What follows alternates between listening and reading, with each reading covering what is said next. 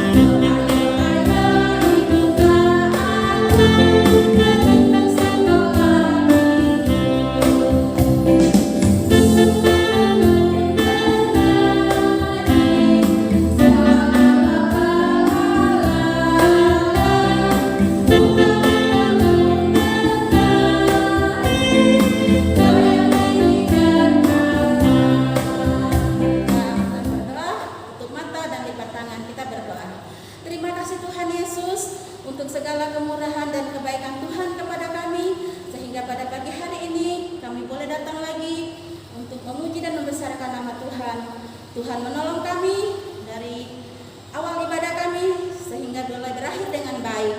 Biar apa yang kami lakukan di dalamnya hanya untuk hormat dan kemuliaan bagi nama Bapa di surga. Terima kasih Tuhan Yesus, terima kasih Bapa. Haleluya. Anak-anak masih berdiri ya, kita akan menyanyikan sebuah lagu yang mengatakan gembira di rumah Tuhan.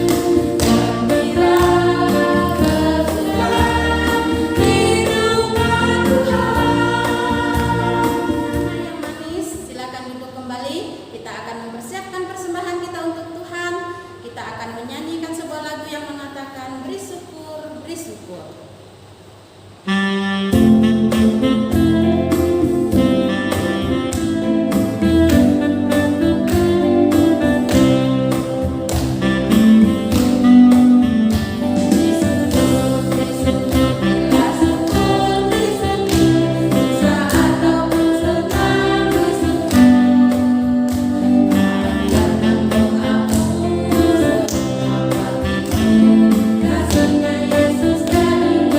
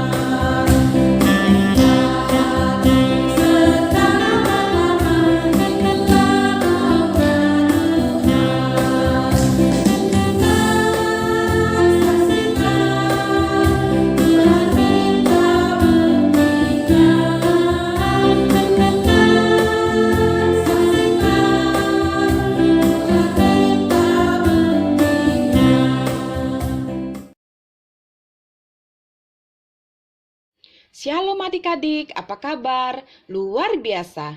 Yes, yes, yes. Sebelum kita mendengarkan firman Tuhan, mari kita berdoa. Tuhan Yesus, terima kasih, kami bersyukur pagi hari ini karena kami boleh datang lagi untuk memuji Tuhan, bahkan mendengarkan firman Tuhan. Berkati kami semua, mampukan kami untuk dapat mengerti, memahami kebenaran firman Tuhan. Dalam nama Yesus kami berdoa. Amin. Adik-adik, hari ini kita akan mendengarkan firman Tuhan dengan tema lebih baik rendah hati daripada sombong. Terambil dari kitab Markus pasal 1 ayat 4 sampai ayat 11. Mari kita dengarkan bersama-sama. Demikianlah Yohanes Pembaptis tampil di padang gurun dan menyerukan, "Bertobatlah dan berilah dirimu dibaptis, dan Allah akan mengampuni dosamu." Lalu datanglah kepadanya orang-orang dari seluruh daerah Yudea dan semua penduduk Yerusalem, dan sambil mengaku dosanya, mereka dibaptis di sungai Yordan.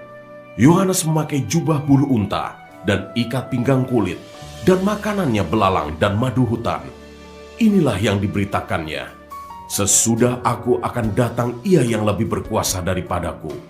Membungkuk dan membuka tali kasutnya pun aku tidak layak. Aku membaptis kamu dengan air, tetapi ia akan membaptis kamu dengan Roh Kudus."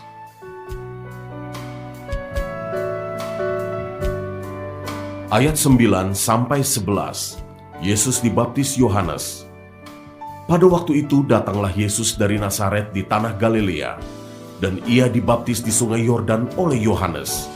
Pada saat ia keluar dari air, ia melihat langit terkoyak dan roh seperti burung merpati turun ke atasnya. Lalu terdengarlah suara dari sorga, "Engkaulah anakku yang kukasihi, kepadamulah aku berkenan." Adik-adik pasti pernah mendengar nama ini. Tante sebut ya, yaitu namanya Yohanes. Nah, adik-adik, hebatnya di Alkitab telah tertulis dalam Yesaya 40 ayat 3 sampai 5 bahwa Yohanes spesial dipilih oleh Tuhan jadi utusan dengan tugas yang spesial juga. Nah, adik-adik, kira-kira tahu nggak tugas spesialnya apa? Tante kasih tahu ya, tugas Yohanes adalah sebagai utusan Tuhan. Yang pertama, yaitu untuk menyatakan kedatangan Tuhan di dunia.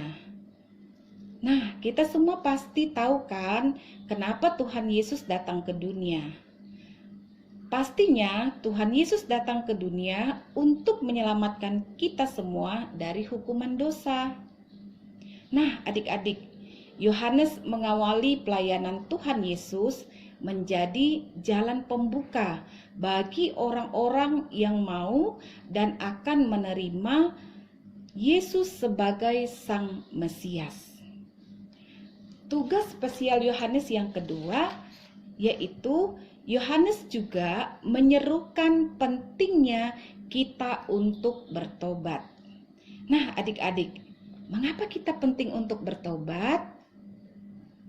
Adik-adik, ternyata bertobat itu adalah sikap kita untuk mempersiapkan jalan kepada Tuhan Yesus masuk ke dalam hati kita. Yohanes Pembaptis adalah saksi Kristus yang rendah hati. Apa sih rendah hati itu, adik-adik? Rendah hati artinya tidak sombong. Walaupun Yohanes dipilih secara khusus oleh Tuhan, Yohanes tidak sombong. Yohanes tidak ngomong seperti ini, "Wah, aku kan hebat karena aku dipilih Tuhan secara spesial." Atau, "Wah, aku ini luar biasa karena aku dipilih oleh Allah." Tidak, adik-adik. Tapi Yohanes katakan demikian, "Aku hanyalah utusan Tuhan dan hanya orang biasa yang dipakai oleh Allah secara luar biasa untuk memberitakan Injil tentang Tuhan Yesus." Nah, luar biasa kan adik-adik? Ayo kita belajar dari Yohanes, tidak sombong dan rendah hati. Kenapa? Karena kita mau jadi saksi Kristus. Nah, adik-adik mau tidak jadi saksi Kristus? Pastinya mau ya. Tante yakin adik-adik yang di rumah pasti mau jadi saksi Kristus. Kita mau kasih tahu ke semua orang tentang kekuasaan Tuhan Yesus yang luar biasa. Kita mau kasih tahu juga kehebatan Tuhan dan kasih sayang Tuhan yang luar biasa kepada kita, agar orang lain juga dapat merasakan cinta kasih Tuhan Yesus. Tadi kan kita semua, tante dan adik-adik di rumah, mau jadi saksi Kristus. Kalau mau jadi saksi Kristus, tidak boleh sembarangan, ada syaratnya. Yang pertama, tidak sombong atau bersikap rendah hati. Yang kedua, perhatikan sikap kita. Sikap perkataan kita harus bisa menjadi kesaksian bagi orang lain, tidak melukai orang lain dan menyakiti hati orang lain. Karena Tuhan Yesus mengajarkan kasih kepada kita, yaitu mengasihi semua orang. Yang ketiga, perbaiki sifat. Tentunya kita memiliki sifat yang kurang baik. Contohnya, kalau di rumah kita diminta sama orang tua untuk membantu orang tua, seringkali kita malas, tidak mau menuruti apa yang disampaikan oleh orang tua, tidak mau membantu orang tua, atau ada PR kita di rumah tapi kita malas mengerjakannya. Nah, untuk itu kita harus memperbaiki sikap ataupun sifat kita, yaitu bila ada orang tua meminta kita untuk membantu orang tua, mari kita dengan senang hati membantu orang tua, kakak, saudara jika diperlukan. Dan bila kita ada PR di rumah, kita harus dengan semangat mengerjakannya dan menyelesaikannya dan rajin untuk belajar. Nah, adik-adik, sekarang sudah paham kan untuk menjadi saksi Kristus? Tidak sombong, perhatikan sikap, dan perbaiki sifat-sifat kita.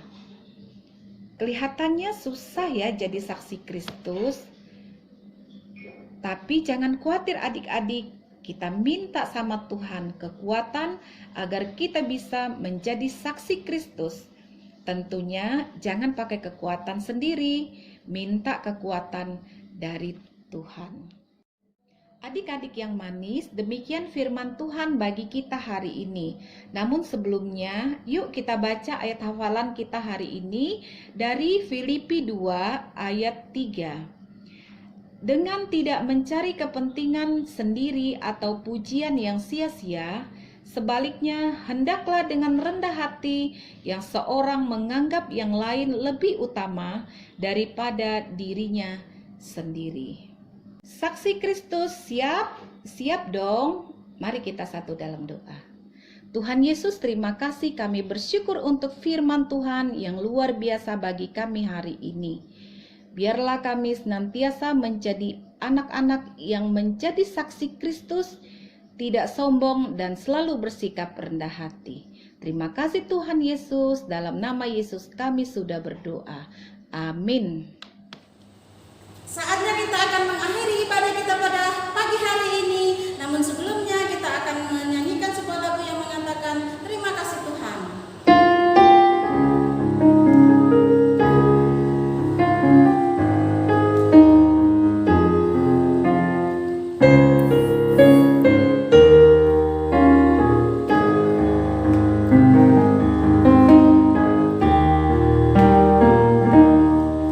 Terima kasih Tuhan untuk kasih